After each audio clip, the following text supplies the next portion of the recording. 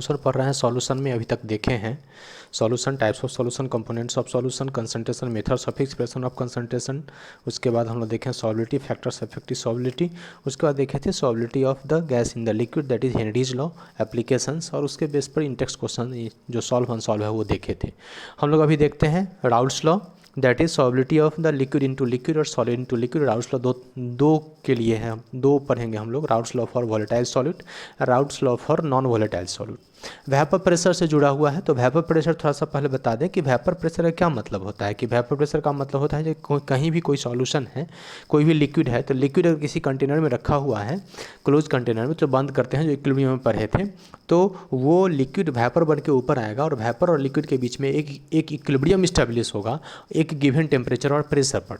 तो at equilibrium जो vapour अपना प्रेशर लगाता है उस लिक्विड सरफेस पर, उसे बोलते हैं वेपर प्रेशर। तो vapour pressure exerted by the vapors, vapor pressure exerted by the vapors above the liquid surface in equilibrium with the liquid at given temperature is called vapor pressure। तो vapor pressure क्या है कि vapour द्वारा ही liquid के surface पर equilibrium आ जाने पर जो लगता है उसको वेपर प्रेशर कहते हैं। Vapour pressure of liquid depends on nature of the liquid and temperature, nature पर डिपेंड करता है और टेम्परेचर पर डिपेंड करता है।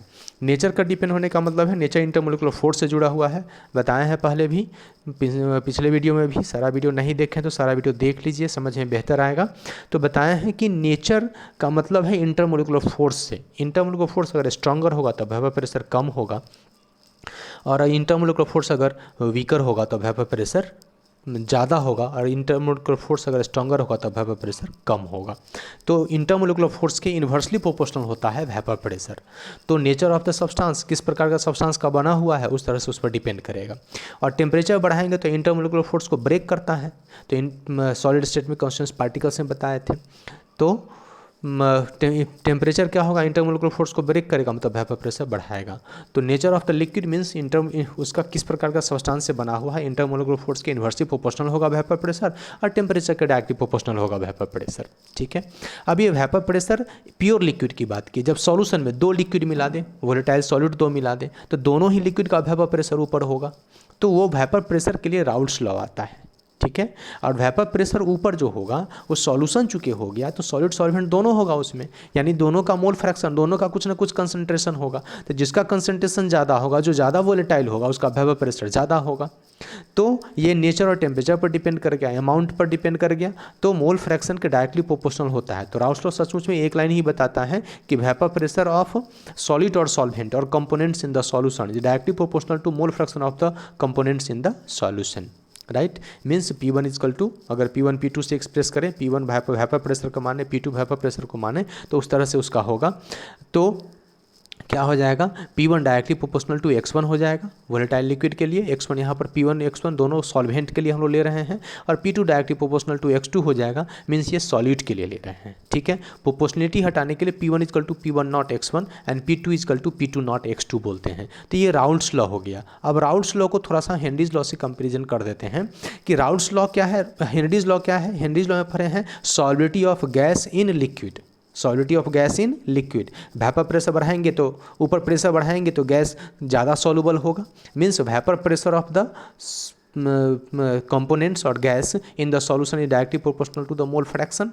तो हेनरीज लॉ में हम लोग देखें हैं, नहीं देखें तो पिछला वीडियो देखिएगा।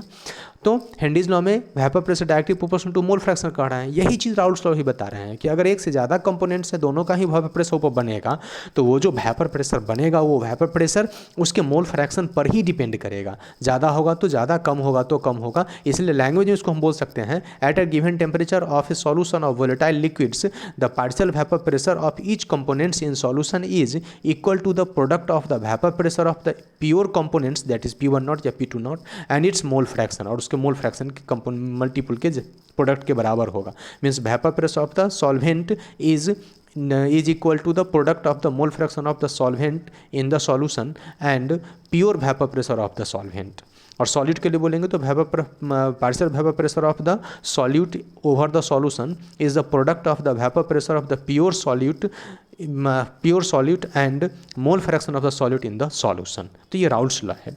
इस चीज़ में एक Chi1 और Chi2 ये जो दोनों हैं, ये दोनों क्या है, मोल फ्रैक्शन ऑफ सॉल्यूट और सॉल्वेंट है, दोनों को जोड़ करके 1 होगा। मीन्स अगर एक बढ़ेगा दूसरा घटेगा, तो इस बेसिस पर उसका ग्राफ भी हम लोग खींच सकते हैं कि अगर x1 0 है तो बढ़ते बढ़ते वो x1 1 तक आएगा, और जब x1 0 होगा तो x2 1 होगा, और x1 बढ़ के चूँकि 1 हो रहा है इसलिए x2 1 से घट करके 0 हो जाएगा।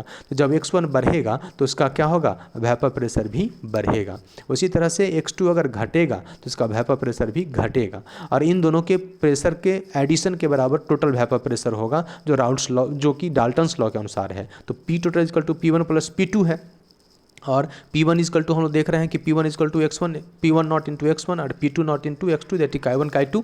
तो ये क्या है, अकॉर्डिंग टू राउल्ट्स लॉ, तो अगर P1 P2 की वैल्यू अगर हम लोग यहाँ पर डाल दें तो P1 nought Chi1, P2 nought Chi2, that is x1 x2 भी बोल सकते हैं। तो P1 not 1 minus x2, P2 not x2, अगर इसको हम लोग सॉल्व कर लें P1 not minus P1 naught x2 plus P2 not x2, तो P टोटल इजकल टू क्या हो जाएगा, P1 नॉट। अगर हम लोग क्या करें, इस x2 को कॉमन लें, माइनस x2 कॉमन लें तो P1 नॉट माइनस P2, अगर प्लस x2 कॉमन लेंगे तो P2 नॉट माइनस P1, यहाँ पर चेंज हो जाएगा। अगर ये प्लस लेंगे तो P2 नॉट माइनस P1 हो जाएगा, माइनस x2 लेंगे तो P1 नॉट माइनस P2, हम लोग इसको ड्राइव कर सकते हैं। लेकिन अगर वोलेटाइल कंपोनेंट है तो दोनों का प्रेशर रहेगा। अगर मान लीजिए कि एक ही कंपोनेंट है तब तो x2 क्या हो जाएगा, तब P2 क्या हो जाएगा, 0 हो जाएगा। तो ये वाला पार्ट कंप्लीट हट जाएगा। तो उसके लिए क्या हो जाएगा, नॉन वोलेटाइल सॉल्यूट के लिए एक ही रिलेशन रह जाएगा, वो क्या, P1 equal to P1 not x1, और उसका ग्राफ जो होगा राउल्ट्स लॉ का, वो ग्राफ कैसा हो जाएगा, केवल एक ही लाइन वाला ग्राफ होगा, है ना, देख रहे हैं, केवल एक ही लाइन वाला ग्राफ होगा। ये हो जाएगा नॉन वोलेटाइल के लिए और ये हो जाएगा वोलेटाइल के लिए। तो राउल्ट्स लॉ इतना ही कह रहा है। राउल्ट्स लॉ क्या कह रहा है, एक बार फिर देखिएगा कि vapour pressure of the solute और solvent is directly proportional to the mole fraction of the solute और solvent in the solution, that is P1 equal to P1 not x1 and P2 equal to P2 not x2, या बोल सकते हैं P1 equal to P1 nought Chi1 and P2 equal to P2 nought Chi2। और P total पर अगर apply करेंगे तो P total is equal to एक फॉर्मूला आ जाएगा, इसका ये ग्राफ हो जाएगा। ये राउल्ट्स लॉ है। अब बुक के थ्रू देखते हैं बुक क्या कह रहा है। Liquid solutions are formed when solvent is liquid. जब सॉल्वेंट लिक्विड है तो लिक्विड सॉल्यूशन बनेगा, because states of the solution depends upon the state of the solvent. तो सॉल्वेंट अगर लिक्विड है तो सॉल्यूशन लिक्विड बनेगा। The solute can be a gas, liquid और सॉलिड। सॉलिड, गैस, लिक्विड कुछ भी हो सकता है। Solutions of gas in liquid, gas को लिक्विड में अभी हम लोग पढ़े हैं हेनरीज लॉ में, हैव ऑलरेडी पिछले वीडियो में देखिएगा, have been discussed in section 2.32, that is Henry's law. In this section we shall discuss the, book कह रहा है कि इसमें लोग क्या पढ़ेंगे, solution of liquid and solid in liquid. Liquid solution, solid liquid solution पढ़ेंगे। सॉलिड लिक्विड नॉन वोलेटाइल के लिए हो जाएगा और ये वोलेटाइल के लिए हो जाएगा, दो नाम भी दे सकते हैं। सच सॉल्यूशंस में कंटेन वन और मोर वोलेटाइल कंपोनेंट्स, इसमें एक वोलेटाइल कंपोनेंट्स हो सकता है या एक से ज़्यादा हो सकता है। Generally liquid solvents is volatile, liquid solvent जो होगा वोलेटाइल होगा। द सॉल्यूट मे और may not be volatile, solute volatile हो भी सकता है, नहीं भी वोलेटाइल हो सकता है। We shall discuss the properties of only binary solutions, हम लोग केवल बाइनरी सॉल्यूशन पर सोचेंगे, एक सॉलिड एक सॉल्वेंट वाले सॉल्यूशन पर सोच रहे हैं। Solution that is the solutions containing two components, namely the solution, liquids in liquid and solids in liquid. Let us consider binary solutions of two volatile liquids and denote the two components as 1 and 2. दो volatile solute का ले लिए हैं, जिसमें क्या है, solute and solvent दोनों volatile ले लिए हैं और कंपोनेंट्स 1 और 2 को मान लिया गया है। When taken in A close vessel से, एक बर्तन में दोनों सॉलिड सॉल्वेंट को ले लेंगे। Both the components would evaporates and eventually an equilibrium would be establish between the vapour phase and the liquid phase. जब सॉल्यूशन में दोनों कंपोनेंट्स ले लिए हैं तो दोनों इवेपोरेट करेगा, वेपर बनेगा, वेपर और लिक्विड के बीच में क्या होगा कि इक्विलिब्रियम आ जाएगा। Let the total vapour pressure of this stage, जब इक्विलिब्रियम आ जाएगा क्लोज कंटेनर में, सॉल्यूशन में, उसके वेपर में, तो टोटल प्रेशर को P टोटल बोलेंगे और P1 और P2 उसके partial vapour pressure component 1 and 2 का रेस्पेक्टिवली होगा। These partial pressures are related to the mole fraction Chi1 and Chi2 of the two components 1 and 2 respectively. इसको x1 x2 भी बोल सकते हैं। तो क्या हो गया कि अगर मोल फ्रैक्शन x1 x2 है, मोल partial vapour pressure P1 P2 है और total vapour pressure P total है, तो द फ्रेंच केमिस्ट, फ्रांस के रहने वाला रसायन शास्त्री फ्रैंकोइस मार्टे राउल्ट इन 1886 1886 में राउल्ट साहब gave the quantitative relationship between them, किसमें, P1 P2 X1 X2 P total में। The relationship is known as the Raoult's law, इसी को राउल्ट्स लॉ कहते हैं। For the solution, Raoult's law क्या है, जो एग्जाम में होगा तो लिखना पड़ेगा, व्हाट इज राउल्ट्स लॉ, तो ये लिखेंगे for a solution of volatile liquids the partial vapor pressure of each components of the solution is directly proportional to its mole fraction present in the solution. Thus, for components 1, P1 is directly proportional to X1 Chi1 and P1 is equal to P1 naught X1, where P1 naught is the vapor pressure of pure components 1 and the at the same temperature, है ना, उसी temperature पर P1 naught pure vapour pressure है। Similarly for components 2, P2 is equal to P2 naught X2, तो Raoult's law क्या हो गया, P1 is equal to P1 naught X1 and P2 is equal to P2 naught X2, where P2 naught represents the vapor pressure of pure components 2, P2 naught pure vapour pressure of the component 2 है, और P1 naught क्या है, pure vapour pressure of component 1 है। Solvent और solid कह सकते हैं। According to Dalton's law of partial pressure, the total vapour pressure P total over the solution phase in the container will be the sum of the partial pressure of the components of the solution and is given as P total equal to P1 plus P2। Gaseous state में 11th में देखे थे Dalton's law, partial pressure में क्या होता है, P total equal to P1 plus P2। किसी भी मिक्सचर में जो गैस होगा सारे गैस के पार्शियल प्रेशर के एडिशन के बराबर P टोटल होता है। Substituting the value of P1 and P2, P1 और P2 का यहाँ से इक्वेशन 2.13 2.12 से अगर पुट करेंगे तो हम लोग क्या निकल जाएगा, P total equal to P1 not X1 plus P2 not X2, और वहाँ से हम लोग अगर X1 का वैल्यू 1 माइनस X2 डाल दें, क्योंकि X1 plus X2 equal to 1 होता है, मोल फ्रैक्शन का एडिशन 1 होता है, तो वहाँ से P1 equal to P1 naught is equal P total equal to P1 naught plus P2 naught minus P1 naught X2 आ जाएगा। ठीक है, तो ये हो गया राउल्ट्स लॉ और डाल्टन्स लॉ के अप्लाई करके एक एक्सप्रेशन जिस पर न्यूमेरिकल्स बनेगा।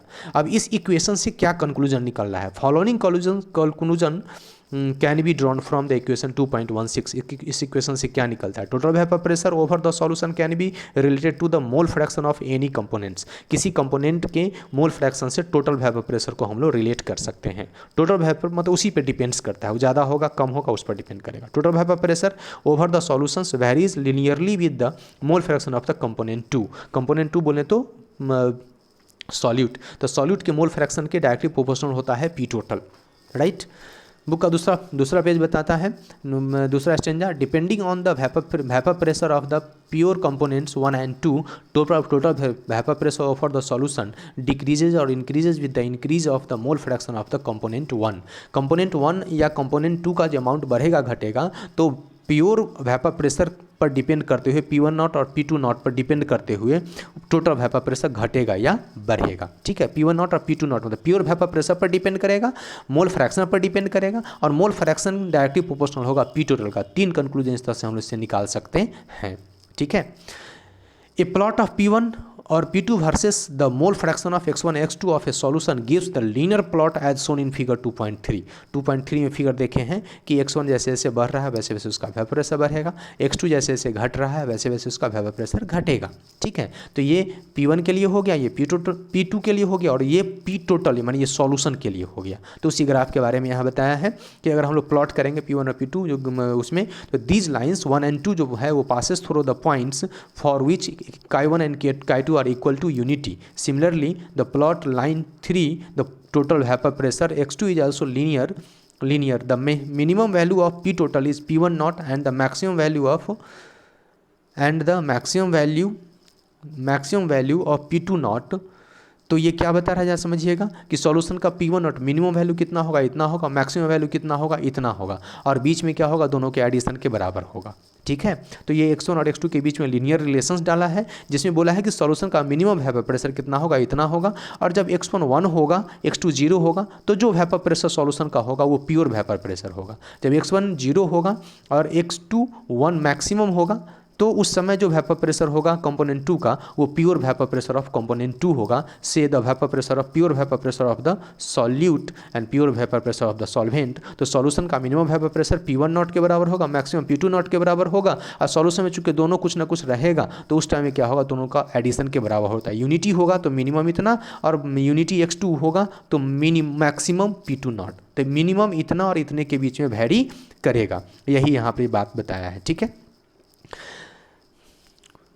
That components one is less volatile, अगर कंपोनेंट वन लेस वोलेटाइल इसलिए उसका वेपर प्रेशर कम है, और टू मोर वोलेटाइल है इसलिए P1 naught is lesser than P2 not या P2 not is greater than P1 not.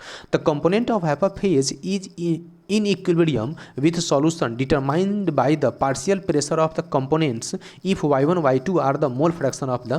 जानते हैं अगर सॉल्यूशन आप लोग बन गया है तो सॉल्यूशन के ऊपर तो गैस भी तो होगा, तो गैसियस स्टेट में जो होगा वेपर फेज उसका मोल फ्रैक्शन अगर y1 y2 होगा तो ऊपर के कंपोजिशन को, जो गैसियस स्टेट में सॉल्यूशन वहाँ भी सॉलिड और सॉल्वेंट प्रेजेंट है, तो गैसियस स्टेट में भी सॉलिड और सॉल्वेंट प्रेजेंट है, उसका कंपोजिशन y1 y2 से डिनोट कर सकते हैं, बता सकते हैं। और उसका रिलेशन क्या हो जाएगा, components 1 and 2 respectively y1 y2 अगर मानेंगे तो Dalton's law of partial pressure से P1 is equal to y1 P total and P2 is equal to y2 P total. In general अगर बात कर लें हम लोग तो first component Pi is equal to yi P total होगा। ठीक है, मतलब ये general form of the Dalton's law है। मीन्स ये है कि अगर हमें P1 और P2, P1 is equal to P1 not x1 P2 is equal to P2 not x2, ये हो गया इन द सॉल्यूशन। और अगर सॉल्यूशन के ऊपर वेपर फेज में अगर हम लोग निकालना चाहेंगे तो P1 is equal to y1 P total, P2 is equal to y2 P total होगा। तो इस तरह से क्या हो गया, डाल्टन्स लॉ वोलेटाइल सॉल्यूट के लिए